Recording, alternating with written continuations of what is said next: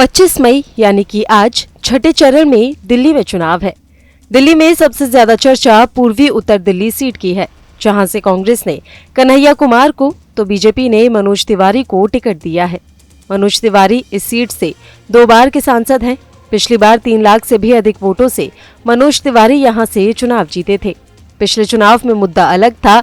उस समय लोगों ने प्रत्याशी नहीं बल्कि प्रधानमंत्री नरेंद्र मोदी के नाम पर वोट किया था। इस बार समीकरण और मुद्दा दोनों अलग है।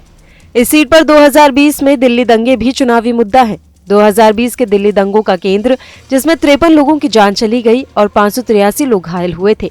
इस उत्तर पूर्वी दिल्ली में बीजेपी और कांग्रेस के बीच मुकाबला है। 7 सीटों वाली दिल्ली में सिर्फ उत्तर पूर्वी ही ऐसी सीट है जहां बीजेपी ने अपने सिटिंग एमपी को मैदान में उतारा है। इस चुनाव में दिल्ली दंगा इस सीट का स्थानीय मुद्दा है। खासकर अल्पसंख्यक समाज के लोग इसी मुद्दे को ध्यान में रखकर वोट करने निकल रहे हैं। स्थानीय मुद्दे की बात करें तो यहाँ नाली, सड़क और शुद्ध पेयजल की समस्या है। इस सीट पर मनोज तिवारी के खिलाफ एंटी इनकम्बेंसी भी है। लोगों का मानना है कि 10 साल मोदी के नाम पर वोट करने के बाद भी यहाँ के लोग खुद को उपेक्षित महसूस कर रहे हैं। आपको बता दें कि ये दिल्ली का सबसे पिछड़ा इलाका है। यहाँ आए दिन जाम लगने की समस्या आम है। यहाँ लोगों को कनेक्टिविटी की समस्या है।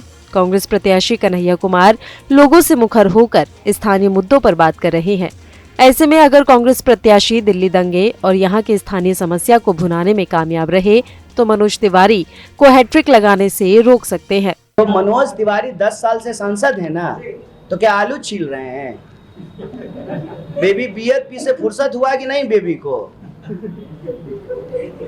को बियर पीने से फुर्सत हुआ है कि नहीं? कहते हैं बेबी बियर पी के नाचे लगली चमक चमक छम। और जनता जानते हैं उनसे क्या गवा रही है? मनोज तिवारी भागे लगलन नाली देख के छमक छमक छम। जिस गली में जा रहे हैं उस गली में लोग नाली दिखा रहा है उनको।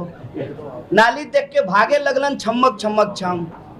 क्या कर रहे हैं? ओल तोल रहे हैं कि आलू कि जो है गन्ना का जूस निकालते हैं? सरकार चलाते हैं कि मजाक कर रहे हैं? मैं समझता हूं कांग्रेस ने जिस प्रत्याशी का चयन किया उसमें कांग्रेस ने अपना बड़ा ही विभत्स रूप दिखाया। भारत को टुकड़े टुकड़े करने का भाव, भारत की सेना को गाली देने का भाव, भारत के अर्धसैनिक बलों के शहादत पे जश्न मनाने वाला भाव, इस देश में घर घर से आतंकवादी निकालने वाला भाव। मुझे लगता है जो बहुत ट्रेडिशनल वोटर होंगे ना, वो भी आज उनको वोट नहीं देंगे। उत्तर पूर्वी दिल्ली में भले ही बीजेपी ने मनोज तिवारी को चुनावी रण में फिर से उतारा हो, लेकिन जमीन पर सत्ता विरोधी लहर दिखाई दे रही है। इस क्षेत्र में नाली बहुत बड़ी समस्या है। यहाँ की नाली डबाडब भरी हुई है। स्थानीय लोगों का कहना है कि मानसून आते ही सड़क कब नाली में तब्दील हो जाती है पता ही नहीं चलता।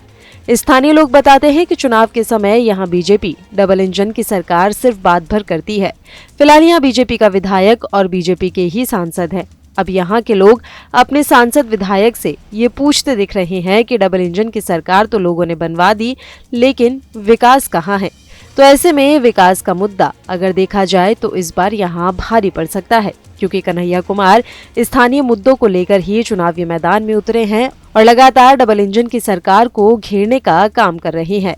क्योंकि यहाँ से सांसद और विधायक दोनों ही बीजेपी से हैं, तो अब लोग लगातार ये सवाल भी पूछ रहे हैं कि जब हमने डबल इंजन की सरकार बनवाई है तो फिर विकास कहाँ है? आपको हमारा ये वीडियो कैसा लगा हमें कमेंट बॉक्स में जरूर बताएं। देश दुनिया की तमाम और यूपी उत्तराखंड की हर छोटी बड़ी खबरों के लिए न्यूज स्टेट चैनल को सब्सक्राइब करना ना भूलें।